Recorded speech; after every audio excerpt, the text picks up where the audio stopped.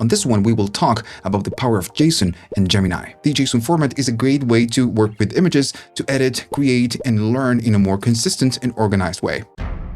Let's give it a go. I will drop an image on the chat. This image is just a wide shot of a bedroom. I'm going to use this prompt, extract the metadata of the image, and convert it to JSON. Notice I'm using the fast and not the thinking, so you can use it with a free account. Once you get a response from the chat, you get this JSON format. Now, this JSON contains all the key elements of the image, like for example, the visual details of the image, the file information, and at the bottom, you will see everything that is on the image, like the bed, the floor, the plants, and everything else. It's recognizing all the different objects in the image and putting them on the JSON file. This is fine, but we can take it a little bit further. At the end of the chat, I will ask to extract the metadata, but also the style, the composition, and description of the image. When you get a response, you get a super detailed and organized format describing the image. We get the metadata describing the dominant colors, the different style of the image, how's the lighting, the composition, and all the different parts. And at the end, you get a description of the actual image. So this just breaks down every single thing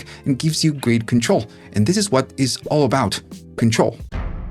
This is great, but what can we do with this? Just to give you an example, I will drop the same image. My prompt is modify the image following the instructions of this JSON. And we need to copy the JSON response that we got from before, and I will copy the first one, and then I will just paste it. Now we just need to go through the JSON, find the parts that we want to edit, and we just change it from here. We could just change the whole vibe of the image by changing the colors and the style, or maybe go at the bottom and change all the different objects. Just replace the plant, I don't know, with something else. I could go to the bed and make it red oak wood, if that's a thing. I could go to the plant and change it for a different type of plant. Once you make all the edits, you just run the prompt, and Gemini will just read the JSON information, make the edits, and give you something with your edits. Once we get it back, we can compare the changes, and we can see that this is a prayer plant, and then the wood of the bed has a different color. How is this useful? Sometimes you create a lot of images and you don't know the name or the description or the objects that you have on that image. Well, asking for JSON will break down every single part that you don't know, so you can target those parts. Can I use this JSON and use it someplace else? Yeah, you can. I will go right here to the second prompt where we have more information, and I will copy the code. And on Flow, I'm going to use Nano Banana Pro, but you can use any other capable model. I'm going to paste the JSON file and just run the prompt. And there you go. You get a very similar image with all the same details. Using JSON, it's not just an editing tool. It's a great learning tool. On a new chat, I will drop an image of a woman drinking coffee. I can go here and simply ask on a normal conversational way to break down the photography techniques of this image. I'm still using the fast mode, and I will submit. When we get a response, we can see that we get this chunk of text that we are used to read. And this is just not bad.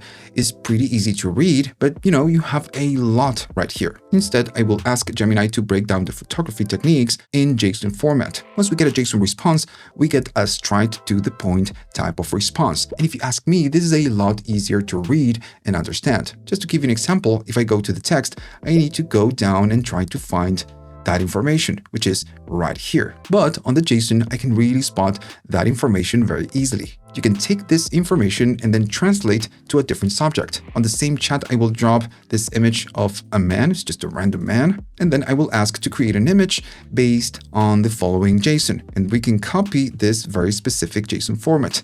And the Gemini will try to kind of replicate this image, but with this subject. Okay, so this is the prompt, and then we have the JSON. I'm going to run it. Once we get a response, we get the same man with the same cup of coffee and, the same composition. This is still Gen AI. You will not always get exactly the same. But I gotta say that on this occasion, it did a pretty good job. Still, if you don't like something and you want to change it, well, you have the JSON. You can go to the prompt and in a conversational way, ask to edit or change something, or go to the JSON, find what you want to modify, and then prompt for changes.